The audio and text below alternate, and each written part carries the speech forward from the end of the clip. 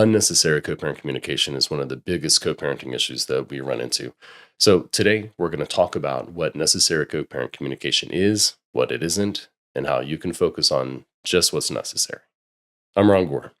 I'm a family law attorney who serves as a mediator or guardian ad litem and a parenting coordinator. I provide co-parenting education to co-parents and to other attorneys. At Coparent Academy, we have 7 keys to better co-parent communication. Today we're going to talk about just one of them. Our keys to better communication are to make sure that your communication is necessary, clear, complete, concise, correct, timely, and courteous. The simplest way to think of necessary co-parent communication is to focus on what's in your parenting order. If you have a joint custody plan or some other order that details what each parent's respective responsibilities are, then that order is going to provide you a pretty good roadmap for what is necessary communication, the things that you have to talk about, the things that you don't need to talk about. If you stick with those ordered communications and you don't add anything else, then you're probably going to be okay in terms of providing necessary communication for the most part. Let me give you an example. So maybe a communication that says, you have to let the other co-parent know which week of vacation you're going to pick in the summer no later than April 15th, right? You have that deadline to tell them the week that you're choosing, or you don't get your preferred week for the summer. That is a clearly defined necessary communication pursuant to the order. Easy peasy. But co-parenting orders can't think of everything, right? If these orders included every possible communication you had to have, they'd be endless. And so they don't. That leaves a lot of discretion when it comes to other communications. So if you want to do it right, the way to think about it is the journalistic questions: who, what, when, where, why, and how. If you are dealing with sort of a day-to-day issue related to your child, something that is, related to extracurricular activities or daycare, new medication, something like that, then typically it's going to be more in the lines of everything but the why. It's going to be the who, what, when, where, and how. Now, if you are dealing with the decision that has to be made, a big picture co-parenting decision. So, for example, is our child going to go to a new school? Are they going to have a different daycare provider? Which extracurricular are they going to do next fall? Those kinds of questions that have reasons, that have rationales behind them. I want this daycare as opposed to that one because of X, Y, and Z. Or I think our child should be on my health insurance instead of yours, because when I look at a breakdown of the premium compared to the coverage, this is a better overall package for less price, right? That is inherently a why conversation. It's not strictly a who, what, when, where, and how conversation. So that's a rule of thumb as well. If it's a big picture decision that has various reasons underlying your position, then add that journalistic why. If it doesn't, leave it out. Now, a lot of people confuse their communications as being necessary when they're only helpful. So here's what the difference is. If something is necessary, then usually it doesn't involve editorialization.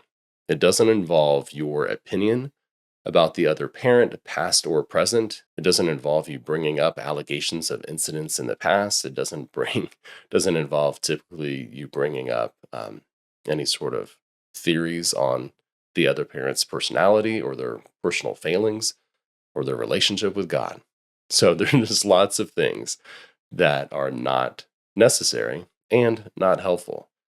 But a lot of the co-parenting conflict comes in because people perceive the things that they want to say as things that need to be said.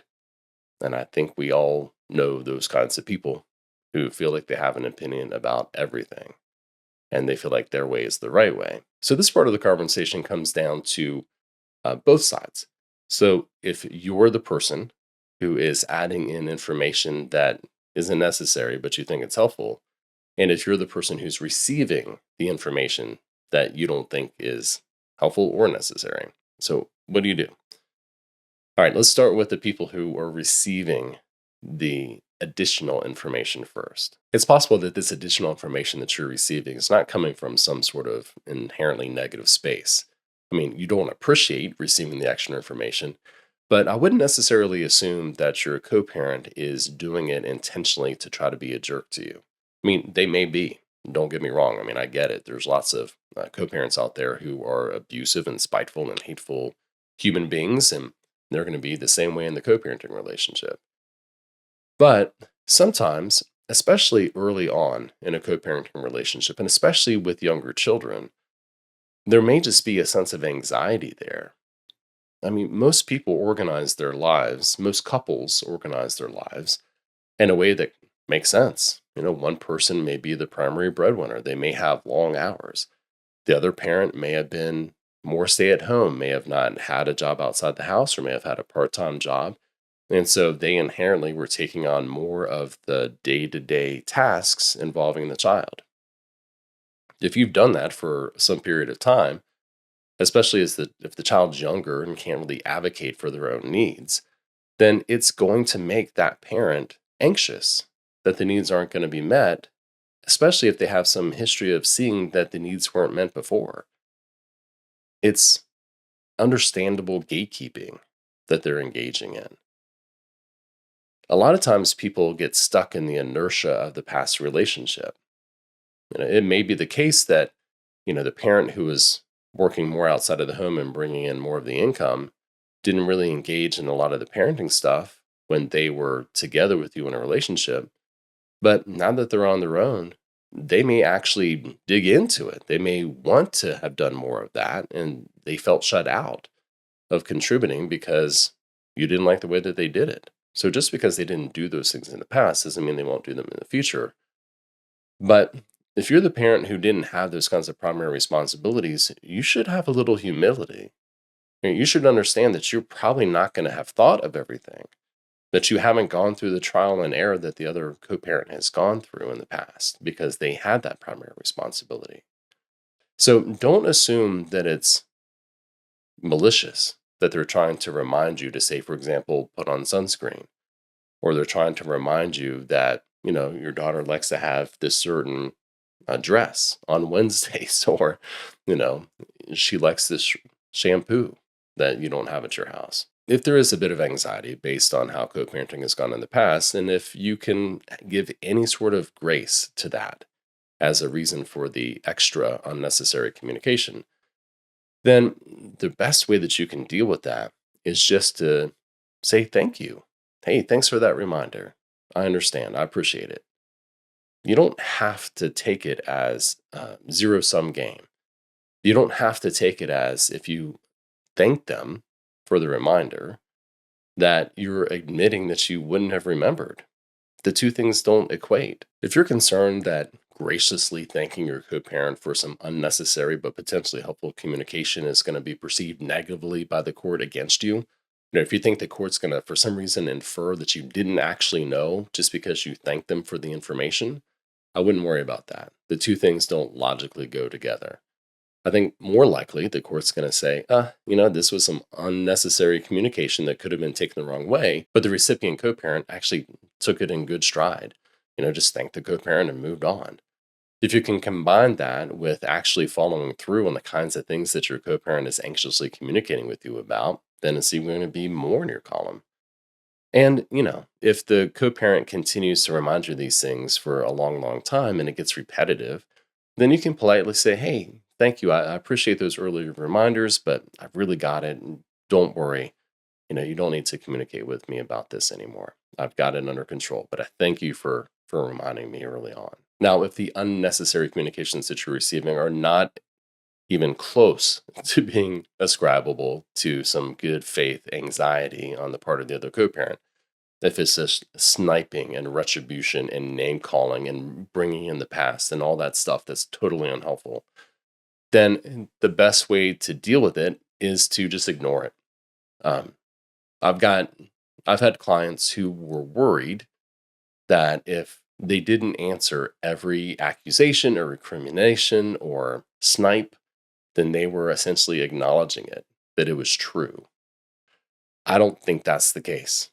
But for those people, if you're one of them who is worried about letting allegations go unanswered, one thing that I've done in the past with folks is just to say, hey, I'm just letting you know going forward I'm not going to be responding to anything that is unnecessary. I'm not going to be responding to allegations about past conduct or anything like that.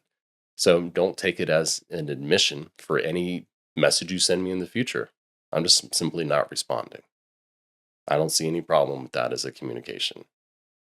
And then when they send you a message that has maybe two or three things that you need to respond to, and maybe three or four things that are just junk meant to stir up trouble, you just respond to the things that you need to respond to.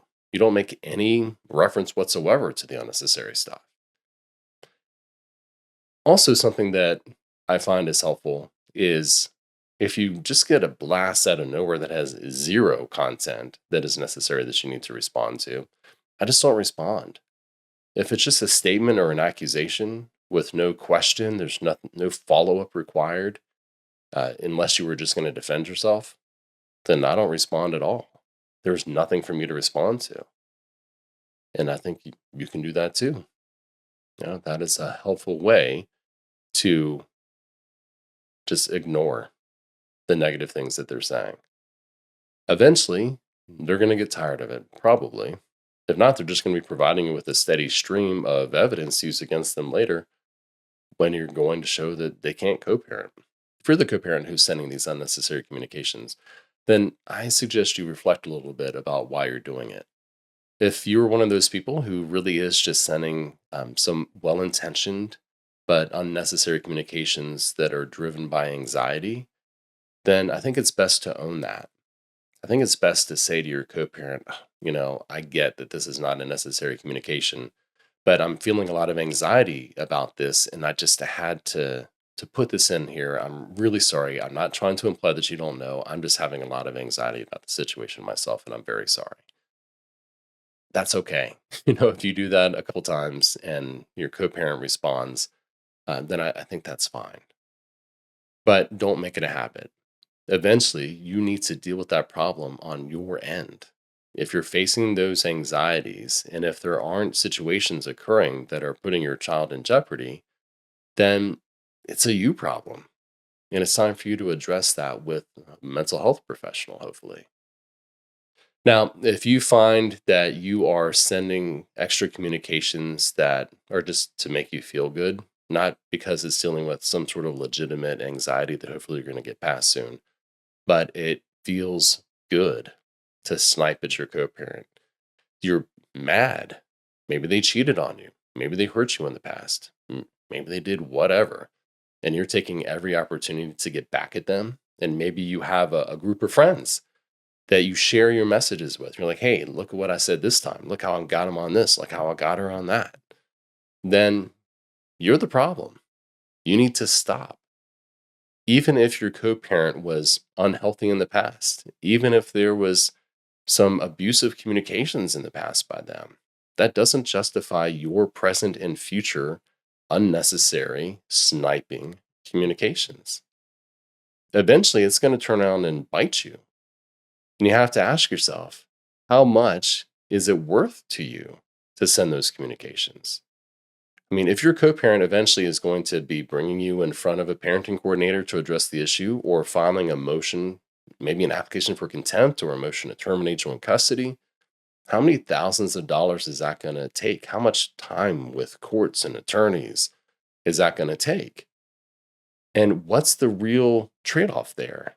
Did you get the benefit of the bargain? Was it worth it to you to snipe and to send those nasty messages based on your resentments about the past?